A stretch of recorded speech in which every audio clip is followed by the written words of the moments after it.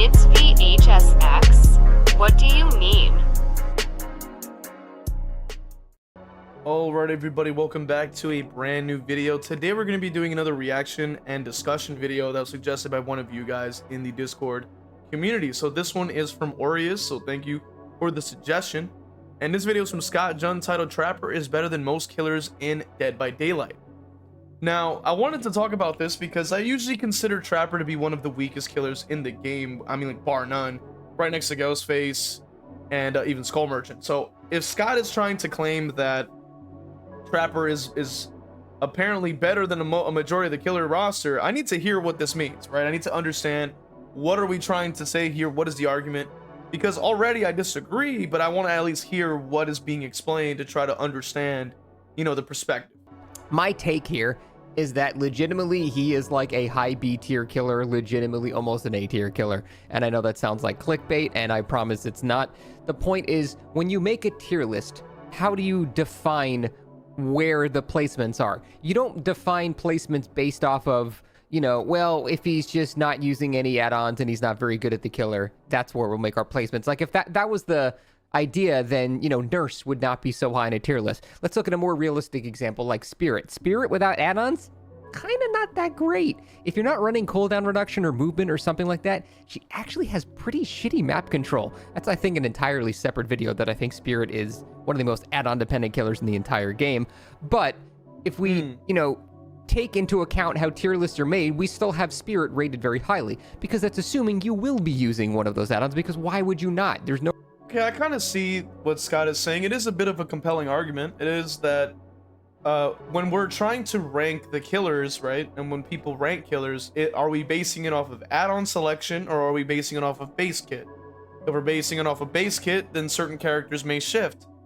It also depends on how you decide to do your rankings as well. Are you just an A to S, what do you call it, an S to like D type of person? Are you like an S to F person? Are you an S plus S minus kind of person? You know what I mean? So it definitely has different variations. I also understand that even making a tier list can already have a lot of variables, a lot of different things, a lot of nuance with it. But usually there's a lot of things that are consistent that people agree on and agree with on as to, you know, what it is that people may think is, you know, correct in their eyes. So in that sense, I understand. I'm like, hey, that makes sense. Like, I don't really see anything wrong with that. But we have to also keep in mind that this is still Trapper we're talking about. So, like, I don't know if having the add-ons being better or worse, but I mean, using Spirit is a good example in that sense, because it is Spirit, and Spirit base kit is kind of whack. I'm like, I mean, it's still Spirit at the end of the day, but kind of a lot weaker than she could be, is the idea. No reason not to. Nobody runs no add-ons like ever anymore. So it's always under the assumption that you're going to be using good add-ons, and that's why Spirit is rated so highly.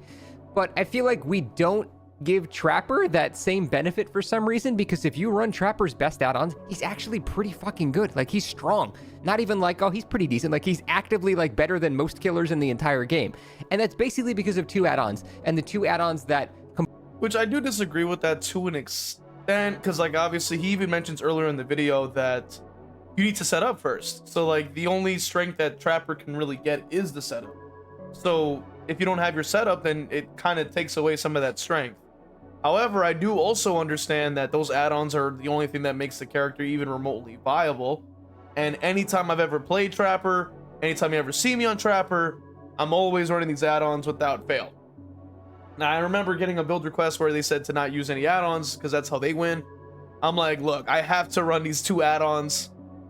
I have to do it. Like, you know what I'm saying? Like, it's, to me, it's like essential. Like why would I not? You know what I mean? I'm just gonna be walking around with no effects on my bear traps. Like they're pretty bad on their own. You know what I mean? Even Quiet Kills, we always see, has add-ons. Even though he has no perks, he will always have those add-ons because it makes the character at least have a fighting chance in comparison to before. completely negate his main weaknesses. The first one we'll go over is Iridescent Stone. Iridescent Stone is the add-on that makes it so your traps automatically reset themselves. So one of Trapper's main giant weaknesses is his setup phase. He has to do it at the start of the match. But luckily, you have things like Corrupt Intervention that can typically help you, and most trappers are going to run that because you just need to in order to have enough time to set up your web of traps, and then you can go forward and actually start playing the game. The problem is, after that initial setup phase, eventually traps will be disabled. You'll use some traps will be used up, by people walking in them and stuff like that. You'll have picked up some, but basically there will be another setup phase and another setup phase and another setup phase. And every time you have a setup phase, you are just losing time so bad, because a killer's time is 4 times as valuable as a survivor's time.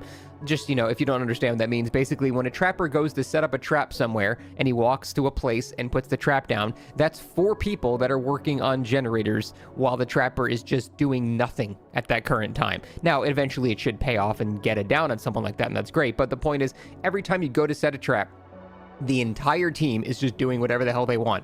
And that you just can't afford to do that in modern DBD. There's just, you're not afforded that luxury to have enough free time for that. I can give Scott that. I can give Scott that sort of benefit of the doubt in that sense, I guess you could say, or whatever the term is, but I can give credit where it's due in that sense, where that is not a bad point. Considering modern DVD, considering the mere fact that obviously the game is just like fastest it's ever been with the gen speed, healing speed, you name it, like everything's super efficient for survivors. Like, I can understand that even playing Trapper, having the Eerie Stone add-on could potentially allow for less required time to set up. However, I do think that it sometimes falls a little bit flat, only because you do have to wait 30 seconds for one to randomly arm, and it's also random. So, a lot of the time it might activate a trap that you haven't even grabbed all the way across the map, and then you have to wait 30 seconds again. So to me, I think it's decent where it's passive, but it also is not very active. So if, for example, I decided to maybe focus on a few areas, but I didn't have time to grab 4 other traps or something like that across the whole map, because you're playing man with trap and you're not flying anywhere. You can't summon it or something to your hand. So one of those 4 may be the one that opens, and then I'm just damn, that's kind of a waste. Now I still have to go all the way over there and arm it, and then right as that happens in those 30 seconds, I could easily have 2 snap closed. So then I have to most likely go back to it eventually and then open it again anyway. To me, I would prefer probably Bloody Coil instead. I like Eerie Stone, but I think the Coil is just a little bit better, because at least there's some a punishment in a sense, a prerequisite, if you will, where they need to be injured in order for it to not do anything to them, which means that they're injured, which makes them easier to down. And then of course, if they're healthy, they'll get injured, which makes them easier to down. And it's just a lot easier, I would say, in comparison. However, that's really up to personal preference. Now, I'm assuming that the other add-on will be the Honing Stone, which I think is the best one. Which, believe it or not, I guess I can see into the future, because bro actually puts up the coil add-on, actually, which I'll show you guys in a second. Which, yes, this should be a lot easier to see now, as you can probably guess. I probably should have had it this way from the beginning of the video, but it's fine. We'll work with it.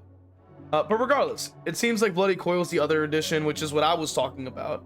I guess the idea, from what I'm understanding, is you want to run something like the Eerie Stone, whatever it's called, so that it will open up a bunch of times, and then because they want to snap it closed, they'll be injured all the time, and that inevitably will make them stronger. However, me personally, I kind of prefer running the Honing Stone and running the what do you call it, the Bloody Coil sometimes, because I like the fact that the traps become very deadly, right? If they step in it, they're just gonna be stuck there, and then I don't have to worry about having them free themselves, because they'll just down themselves if they do. That will automatically require someone to pick them up, which is going to be good. That means you pull someone off of a gen, and that inevitably is just going to be stronger in comparison to not having it, right? But Scott argues that bloody coil and the sort of the other stone that opens it is definitely better. I can understand it, but I disagree with it.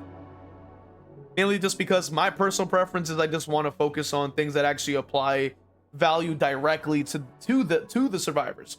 So in that sense, downing them with the trap, and in that sense, injuring them with the trap, both ways are giving me something. Versus it being opened and then there's a chance that it doesn't actually open in an advantageous position, which then makes the add-on kind of useless to me. But that's all personal preference. You know what I mean? I do understand it. I want to hear what you guys think in the comment section about this topic. Are you more of a Eerie Stone kind of person with coil? Do you prefer Honing Stone and coil? Do you prefer the Honing Stone and the other stone, like some Thanos? You want to get all the stones? You know what I mean? I want to know what you guys think in the comment section, man. Let me know about this topic at hand. And I will say one last thing. I don't really believe that really makes Trapper like any better than maybe like a C tier at that point, but he does argue maybe B tier. I want to know what you guys think. Consider hitting the like and the sub, and consider supporting by becoming a member on YouTube or Patreon, even subbing on Twitch. I'll see you guys in the next one. All right, let's go ahead and read off these wonderful members. We got Patreon, Crow Vader. All my YouTube members, Brando, Evil Blade, Cap Courteous, WTF You're Not J-Lo, Evil Peach, Hargan Falcon, Dole Whip, Noxus, Zero Mocker, Jack, Christian, and Crow Vader. Really appreciate you guys supporting, man. And if you also subbed on Twitch, just know that you got love coming your way too. Appreciate you guys, man.